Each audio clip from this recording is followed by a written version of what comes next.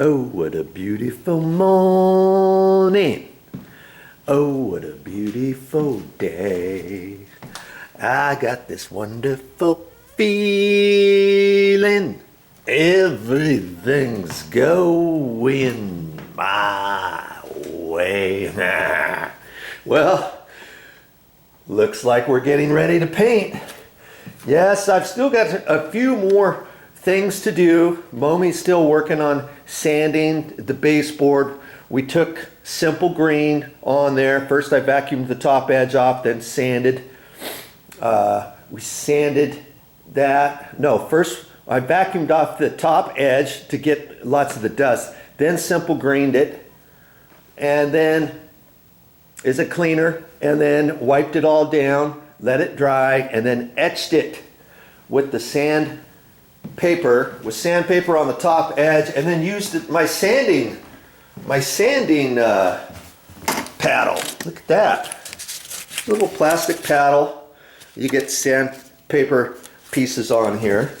See, it's basically for drywall, plaster, and you put it on a sanding pole, or you put it on a little paddle hand sander here. And I got 100 grit, and they have different grits at the store, but 100 seems to be okay. And so she's still working on that, and while she's working on that, I've been working on these doors. Yes, I've taken all the doors off. I've stacked them up here, and I'm actually setting them up. Gonna set them up in the garage. Make sure that's unlocked.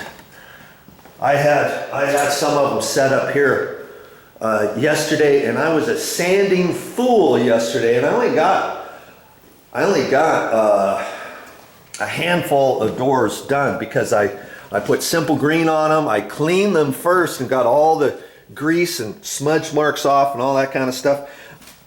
And these, five doors, and the bifold doors. These two here I did, so I still got 5 left. And you're in luck. I'm going to make a video of that. I'm going to include that, how to sand a door and how to prep a door. And see, you can see the marks on here. This is all nicely cleaned, all sanded on the edges even, and on the top edge, the bottom edge, all that kind of stuff.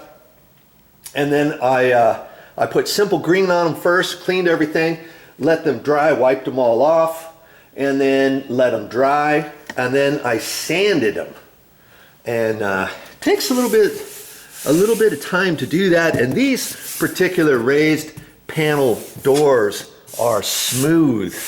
They're not that fake wood grain. If it was fake wood grain, I wouldn't have had to have sanded it as much, because all those wood grains, it's going to make the new paint stick on it. Well, I want to make sure that the new paint sticks on these really good, and that's why I wanted to prep them. It's all in the prep, baby. Here's one more thing I wanted to tell you, and whenever I have something to say, I'll just turn on my video camera and tell you. The reason why I've stacked these doors back in here, could I have left them outside? Yeah, it was in the middle of summer and stuff, but we're in the middle of winter. We've got kind of a warm spell.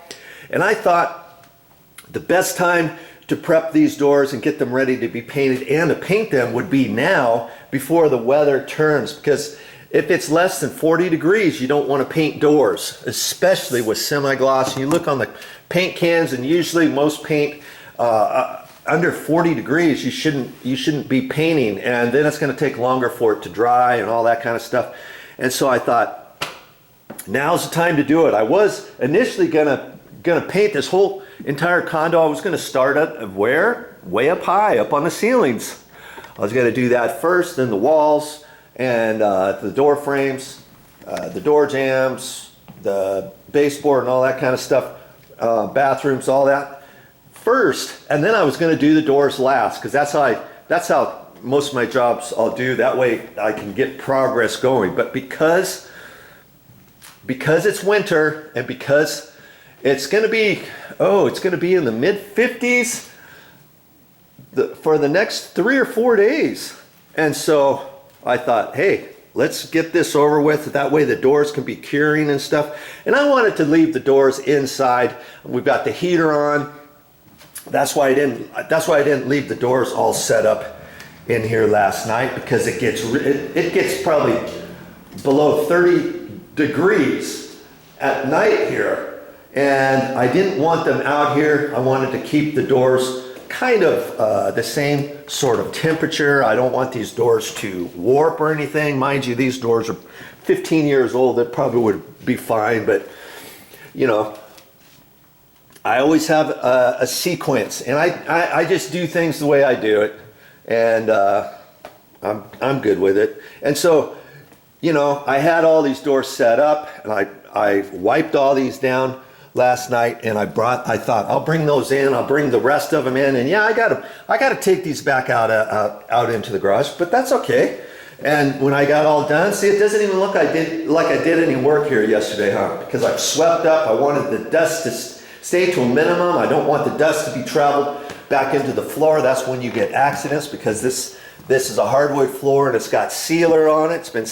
It's been sealed before, and it's got a sheen to it. And when you get dust on this type of floor, you can slip, you can put your knee out, you can fall, whatever.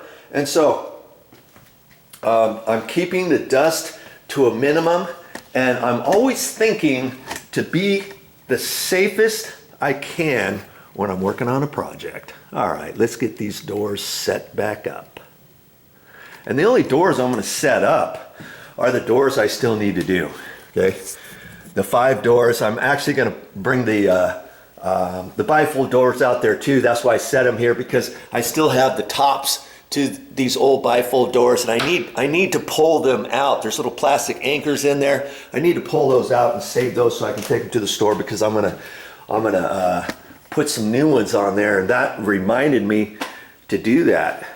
Okay, and then once I get all that done, guess what? I'm bringing the doors back in here. Yep, yeah. I'm gonna bring the doors back in so that I can sweep up again when I'm all done and have it just like this. That way I can get this room set up in order to paint, because I'll put some craft paper down on the floor. I'm going to put screws on the bottom edge of all of these doors, and I'll show you that when I get ready for it. I'll put a little clip of that on this video or the next video on painting doors or something. And that way when I roll these, I'm going to roll these with a mini roller, a weenie roller, but not where the grooved areas are like this. I'll do that with a paintbrush and overlap it just a little bit, okay? But then the rest of it I'll do with the mini roller. And you know, if I have these set down on the ground, I can't very well get the bottom edge, can I, with the mini roller?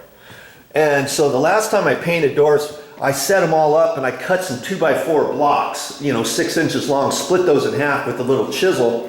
And I put 2 pieces of block for each door. And then I set the door on top of that, pulled the door out far enough so that the block was under a little bit, so that when I ran the mini roller down at the bottom, I wouldn't hit the floor, I wouldn't hit the craft paper, and I'd get a nice finished edge on the bottom. And I thought, okay, this time, what am I going to do? Am I going to get some 2x4s and go to and cut those down and stuff? And I thought, you know what? I'll just take some of my drywall screws. I got some 2.5-inch drywall screws. I'll just ram those up on the bottom.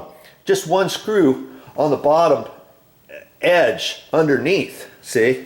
And I'll put them up about an inch or 3/4 of an inch or so. And then they'll be sticking down over 1.5 inches. And then when I set those down on the ground, voila, the door is going to be up high enough so the mini roller's not going to hit it. When I flip the doors around, I don't have to worry about putting them on the blocks properly and all that, tripping over the blocks and all that kind of stuff. And I thought, hey, I'm just going to try that. And hopefully I don't lean them on the wall too far to where the screw's going to slide out because it's on the concrete or whatever. That's not going to happen anyways. I'm not going to be worried about that. Okay, so just a few thoughts. Hey, whenever I get ready to do a job, I'm always thinking about all this crap. You know, when I go to bed, when I wake up in the morning, and I'm thinking, okay, what do I have to do tomorrow? What kind of material do I need? When am I going to have to go back to the store? What else do I need to bring from the garage?